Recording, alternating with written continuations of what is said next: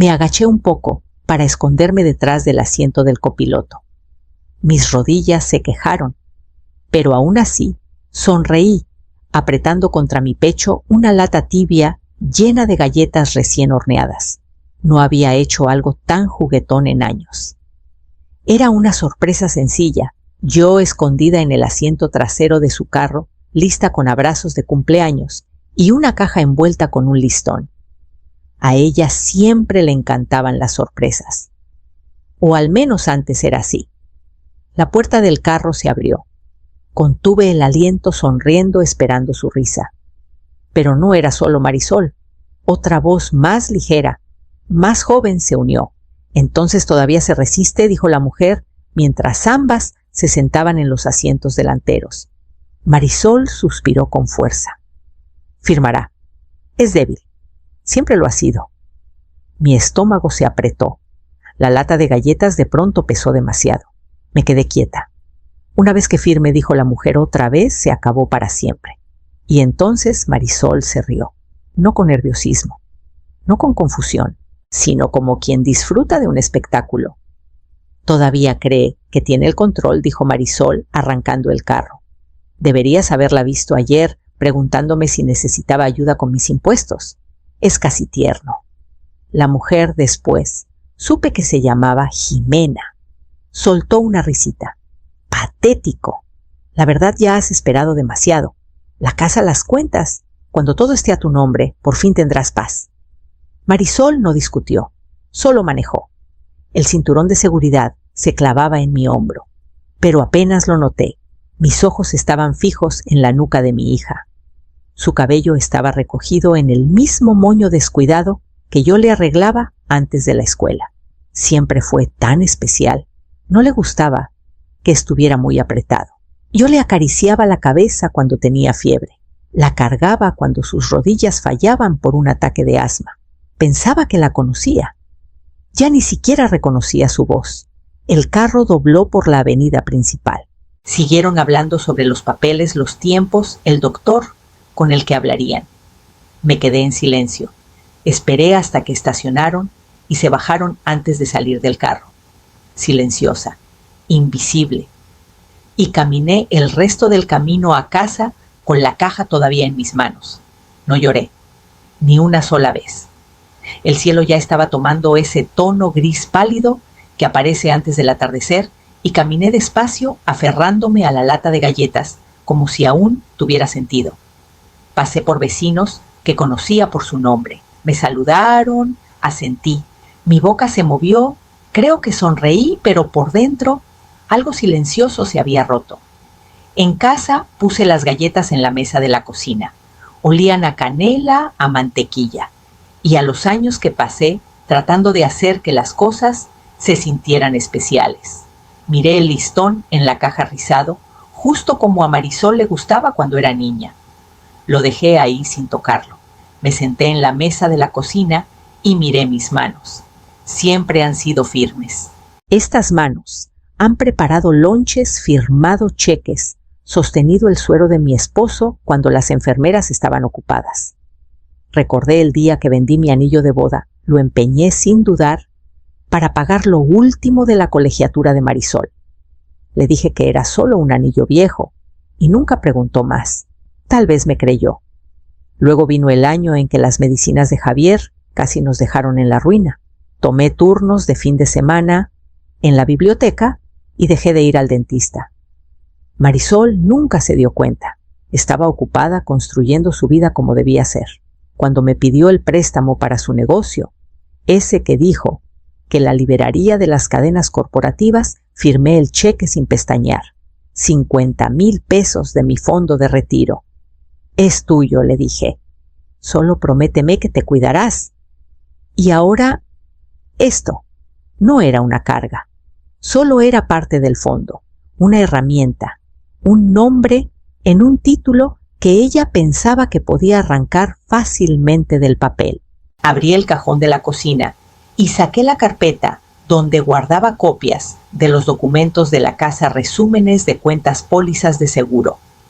Los revisé con cuidado, ya no solo como madre, sino como algo más frío, algo que observa. Y fue entonces cuando noté el sobre que no había visto antes. El sobre no pertenecía ahí. Estaba escondido entre una factura vieja de agua y una carpeta etiquetada Inversiones Torres Castañeda.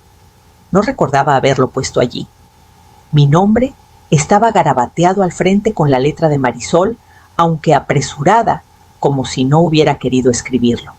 Lo abrí con cuidado, esperando encontrar otra factura perdida o una tarjeta de cumpleaños olvidada. Lo que encontré fue una carta impresa. El nombre de mi doctor en la parte superior. El lenguaje era medido clínico. Solicitud para evaluar la función cognitiva. Pérdidas de memoria. Comportamientos inusuales. Firmada por Marisol Torres. Fechada hace 2 semanas. Debajo, sujetados con un clip, había más papeles. Un formulario de poder notarial, del tipo que le da a alguien control legal y financiero total, mi nombre como principal, el de Marisol como apoderada. Aún sin mi firma, pero todo lo demás estaba llenado. Incluso las líneas de los testigos firmadas y fechadas. Ni siquiera me lo mostró. Lo había llenado primero, confiada en que yo simplemente firmaría. Me recosté el papel temblando ligeramente en mis manos. No por miedo, sino porque algo más profundo había cambiado. No era sospecha, no era enojo, solo reconocimiento. Ella ya había comenzado a borrarme, pedazo por pedazo, silenciosamente, eficientemente, mientras yo horneaba, mientras doblaba ropa, mientras leía los mismos libros que ella solía amar. Volví a mirar la carta del doctor. Había frases que no podía dejar de ver. Puede requerir planificación de cuidados a largo plazo. La paciente muestra confusión. Dependencia creciente. Pensé en cómo sonrió cuando me dio ese celular nuevo el mes pasado. Solo para hacerte las cosas más fáciles, mamá. Cómo insistió en ayudarme con las cuentas pasando todo lentamente a su nombre. No era bondad. Era un inventario. Guardé los documentos en el sobre y los encerré en el cajón de mi escritorio. Luego tomé mi teléfono y marqué un número que no había usado en años. Carmela contestó al segundo timbre. Carmela no había cambiado. Seguía siendo aguda como navaja y el doble de rápida con un bolígrafo. Nos encontramos en un café cerca del juzgado, uno de esos con techos bajos que olían a café quemado y papel viejo. Deslicé el sobre por la mesa sin decir mucho. Lo abrió, leyó en silencio y luego levantó la mirada con un rostro que no necesitaba suavizarse. Esto dijo golpeando la carta. Para mi doctor es abuso financiero a personas mayores. El manual clásico no endulzaba las cosas. Nunca lo había hecho, por eso la llamé. Asentí tratando de mantener la voz firme. Ya empezó a presentar cosas. Creo que quiere la casa, todo. Carmela se recostó. Probablemente piensa que ya es suyo. Se equivoca, dije. Alzó una ceja. ¿Recuerdas lo que Javier arregló antes de irse? Me tomó un segundo. El nombre cruzó por mi mente: Inversiones Torres Castañeda. Javier había transferido nuestra casa y otros activos a esa entidad hace años más para proteger a la familia de impuestos y caos que por cualquier otra cosa. Técnicamente, continuó, no eres la dueña directa de la casa. La empresa lo es. Y tú controlas la empresa, parpadeé. Entonces no puede tocarla, no sin tu consentimiento. Y ese poder notarial que intentó colar, ese no vale nada a menos que lo firmes. Y no lo harás. Por primera vez en días, sentí algo parecido al aire moverse en mi pecho. Carmela sacó una libreta pequeña de su bolso.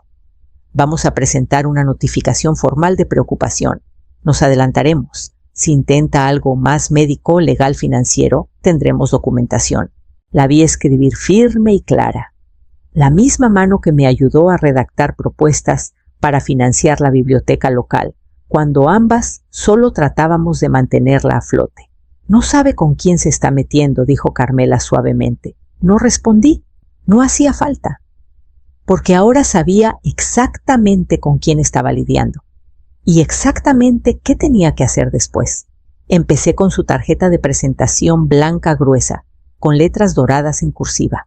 Ximena Valverde, especialista en transiciones financieras. Sin número de teléfono, solo un sitio web. Lo tecleé esa noche sentada en la mesa de la cocina, con una taza de café recalentado y mis lentes de lectura puestos. El sitio era impecable. Testimonios de hijos adultos elogiando su guía. Nos ayudó a trasladar a mamá a un cuidado con gracia. Hizo la transición tan suave, ni una mención de los padres, solo fotos de parejas sonrientes sosteniendo portapapeles y folletos sobre próximos pasos. Escarbé más profundo. Su nombre apareció en registros públicos 2 veces en los últimos 7 años. Ambos casos civiles. Demandantes mayores de 70 años. Términos confidenciales, pero una línea destacaba en ambos explotación financiera de un adulto dependiente. Cada caso fue desestimado tras un acuerdo privado. Seguí buscando. Al día siguiente, seguí a Marisol. Se reunió con Ximena en un café al otro lado de la ciudad. No del tipo acogedor con sillas disparejas, sino uno de esos lugares con paredes de vidrio donde todos sorben expreso como si fuera estrategia. Me senté en una esquina, con audífonos puestos, el celular inclinado lo justo. Había visto suficientes documentales de crímenes para saber cómo grabar una conversación sin parecer obvia. Ximena hablaba más. Marisol solo asentía. A veces preguntaba, a veces sonreía con suficiencia. Sí, Jane, una vez que firme, es una transferencia directa, dijo Ximena. Ni siquiera se dará cuenta de lo que perdió hasta que esté hecho. Marisol revolvió su bebida. Todavía me hace galletas como si nada pasara. Se rieron. Luego Ximena se inclinó. Es un caso fácil. El dinero será nuestro antes de que termine su próxima lista del súper. Presioné detener. No sentí rabia. Todavía no. Solo ese calor lento y zumbante que se asienta en el pecho cuando algo valioso ha sido burlado.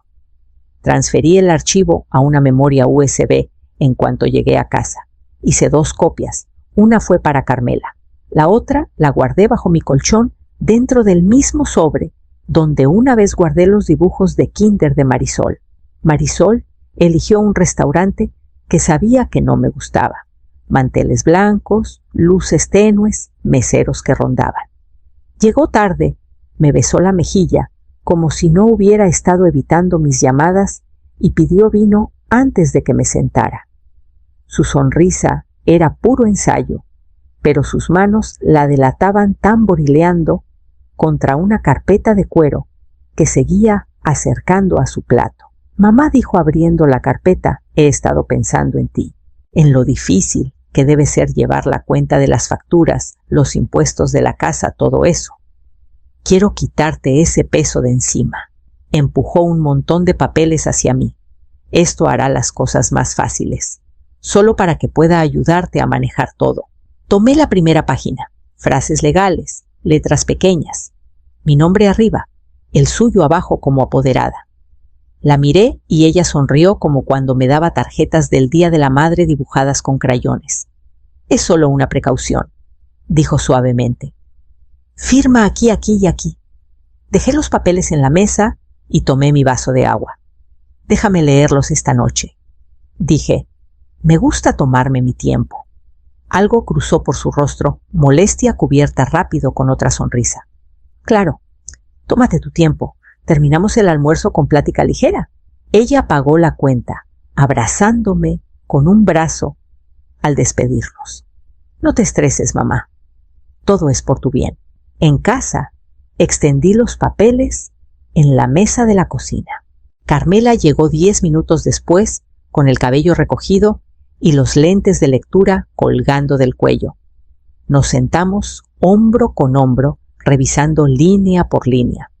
No era una precaución, era una transferencia completa casa a cuentas, seguro cada ancla de mi vida, a nombre de Marisol. Deslicé la última página de vuelta a la carpeta, mis dedos firmes ahora. Piensa que esto se acabó, dije en voz baja. No es así. Y a la mañana siguiente, antes del amanecer, hice mi primera llamada. La oficina no había cambiado. Las mismas sillas de cuero agrietado, la misma lámpara de latón con pantalla verde, el mismo librero polvoriento lleno de volúmenes que nadie tocaba ya. Me senté frente a Eduardo Méndez, el abogado de mi difunto esposo, uno de los últimos que aún me llamaba señora Torres, por costumbre, no por formalidad. Leyó los documentos que Carmela y yo llevamos los formularios de Marisol, el borrador del poder notarial, la transcripción grabada de las promesas de Jimena. Cuando terminó, cruzó las manos y dijo: «Bueno, qué bueno que Javier planeó para lo peor de las personas». Para el mediodía habíamos iniciado sesión en todas las cuentas ligadas a Inversiones Torres Castañeda. Eduardo me guió para restablecer contraseñas, cambiar firmas autorizadas, actualizar privilegios de acceso. Quité el nombre de Marisol de la cuenta secundaria que había añadido hace 2 años para emergencias. Cerré la tarjeta de crédito compartida que usaba para mandados de la casa. Remití el título de la casa, redirigiéndolo a un nuevo fideicomiso que ahora controlaba solo yo. A media tarde, presenté una queja formal ante la Unidad de Protección a Adultos Mayores del Estado, el nombre de Jimena, sus credenciales y una copia de la grabación de audio adjunta. Carmela me ayudó a redactar la narrativa. La mantuve breve, factual, sin emoción. Luego fui al notario, firmé los formularios de transferencia para el fideicomiso y envié copias a un apartado postal que abrí esa mañana. Un buzón aparte, un lugar tranquilo donde solo existía mi nombre. Para las 4 de la tarde todo era mío otra vez. Y no le había dicho una palabra a Marisol. No respondí a su mensaje recordándome los papeles. No le devolví la llamada. La dejé en silencio asumiendo que todo iba según su plan. Pensaba que yo era lenta, cansada, agradecida. El tipo de mujer que hace galletas y espera permiso para vivir en su propia casa. Ya no estaba enojada. Era metódica, porque sabía lo que venía, y por primera vez ella también lo sabría. Llegaron justo después de las 10 de la mañana. Ya había preparado café, colocado 2 tazas blancas sencillas y abierto las cortinas de par en par para que el sol diera directo a la puerta principal. Estaba lista antes de que siquiera tocaran. Marisol estaba en mi porche con Jimena a su lado y un hombre que no reconocí cuarentón, saco demasiado nuevo, sonrisa demasiado ensayada. Lo presentó como el doctor Mauricio Paredes, especialista en evaluaciones geriátricas. Jimena no habló, pero no necesitaba hacerlo. La confianza en sus ojos decía suficiente. «Solo estamos aquí para ayudar», dijo Marisol con dulzura, como si yo fuera quien tuviera algo que demostrar. «Últimamente pareces un poco abrumada». El doctor sostenía un portapapeles. «Nos gustaría hacer una evaluación breve solo para asegurarnos de que todo esté en orden». Me hice a un lado y señalé la mesa. «Adelante, seamos minuciosos». Me siguieron. Los dejé sentarse. Dejé que el silencio se extendiera lo suficiente. Luego alcancé el cajón detrás de mí y puse 2 documentos en la mesa entre nosotros. Uno era un certificado médico de mi doctor de cabecera, firmado hace 2 días confirmando plena función cognitiva y claridad mental. El otro era una orden de cese y desista emitida por un tribunal presentada por Carmela y Eduardo que prohibía cualquier evaluación psicológica no autorizada o intentos de modificar mi estatus legal. El doctor Paredes parpadeó 2 veces. Yo no estaba informado de esto. Imagino que no dije viendo cómo palidecía su rostro. Jimena se inclinó revisando el documento. «Esto no cambia nada. Solo estamos aquí para protegerte». No dije en voz baja: están aquí para desacreditarme, para tomar lo que es mío. Pero no estoy confundida. No tengo miedo. Y no estoy sola. Marisol no habló. Su rostro, normalmente tan controlado, se quebró de una manera que no había visto desde que era adolescente y la descubrí en una mentira. Alcancé la cafetera. ¿Alguien quiere algo caliente? Se fueron 10 minutos después sin probar bocado. Nadie se despidió. Esa tarde hice una copia final de los documentos y los llevé a la oficina del distrito. La llamada de Eduardo llegó antes del amanecer. Su voz tenía una calma definitiva. Está hecho. Las cuentas están aseguradas. Tu hija ya no tiene acceso. Le agradecí en voz baja y colgué. La casa se sentía diferente, como si el aire hubiera cambiado durante la noche. A las 8 llegó el primer movimiento. Marisol intentó hacer una transferencia en línea y fue rechazada. Un mensaje suyo apareció en mi pantalla. Mamá, algo pasa con el banco. Llámame ahora. No respondí. Otro mensaje llegó minutos después, más insistente. Puse el celular boca abajo en la mesa y me serví un café. A las 10 llamó Carmela. La oficina del fiscal general notificó a Jimena Valverde esta mañana. Citatorio por todos sus archivos. Parecía que había visto un fantasma. Imaginé la expresión serena de Jimena rompiéndose como lo había hecho la de Marisol. Años de instrucciones susurradas y planes pulidos evaporándose en un sobre. A mediodía, la noticia salió en línea. Madre expone el plan financiero de su hija. El artículo no mencionaba mi nombre, pero los detalles eran inconfundibles. Una viuda silenciosa, la trama de una hija, una asesora de confianza. Leí el primer párrafo una vez y cerré el navegador. Las palabras no importaban. Las pruebas ya estaban donde debían estar. Eduardo y Carmela coordinaron todo.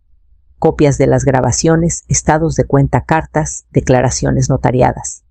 Cada pieza colocada cuidadosamente en el expediente. Nada sensacional, solo hechos apilados como piedras. Mi celular vibró toda la tarde, números desconocidos periodistas, una vecina preguntando si los rumores eran ciertos. Dejé que todo fuera al buzón de voz. Mis manos se mantuvieron ocupadas archivando un último juego de documentos en una caja a prueba de fuego, cerrándola, deslizando la llave en mi bolsillo. Afuera, el sol de finales de abril bañaba el porche. Salí respirando profundamente. El mundo de Marisol se estaba desmoronando en tiempo real, y por primera vez en meses no me sentía como presa. Cerré la puerta detrás de mí y fui a responder el toque que había estado esperando. Han pasado 6 meses sin una sola palabra de Marisol, ni una disculpa ni una explicación. Solo silencio, y por primera vez se siente como paz. Todavía vivo en mi casa. Los pisos crujen, igual el columpio del porche se mueve un poco más lento ahora, pero es mía. Cada rincón, cada recuerdo. Nadie vigila mi cuenta bancaria. Nadie cuestiona mi capacidad. Nadie pone papeles frente a mí y lo llama ayuda. Marisol estuvo en la corte con la cabeza baja su voz, apenas un susurro, mientras se declaraba culpable. El juez ordenó restitución. Pasará los próximos 5 años pagando lo que intentó robar de un solo golpe. Sus licencias profesionales fueron revocadas. En cuanto a Jimena, no tuvo el lujo de un acuerdo. Los cargos se acumularon rápido. Conspiración, fraude, abuso a personas mayores. Su juicio comienza la próxima primavera. Usé parte de la restitución para crear algo nuevo, un pequeño fondo que ofrece apoyo legal a adultos mayores enfrentando explotación financiera. Carmela ayuda a manejarlo. Hacemos talleres mensuales en el centro cívico. Nada sofisticado, solo café volantes y alguien que sabe leer la letra pequeña. Y la semana pasada tuvimos una ceremonia de corte de listón en la biblioteca comunitaria renovada, la misma donde una vez acomodé libros, escribí propuestas de financiamiento y leí cuentos a niños los jueves por la mañana. Ahora lleva mi nombre en una placa al frente, Biblioteca Pública Esperanza Torres. Me quedé afuera, después de la ceremonia, viendo a padres entrar con sus hijos a adultos mayores paseando por el ala nueva con ojos curiosos. Una reportera me preguntó cómo se sentía tener un edificio con mi nombre. Le dije la verdad. Nunca fui la carga. Ellas lo eran. Parpadeó. Sonreí. Más tarde, esa noche, me senté en mi porche con una taza de café negro y el suave susurro de los árboles como compañía. Sin mensajes, sin mentiras, sin más intentos de ser suficiente para alguien que solo me veía como un obstáculo. El cielo se tornó dorado sobre los tejados y por primera vez en años exhalé sin dudar.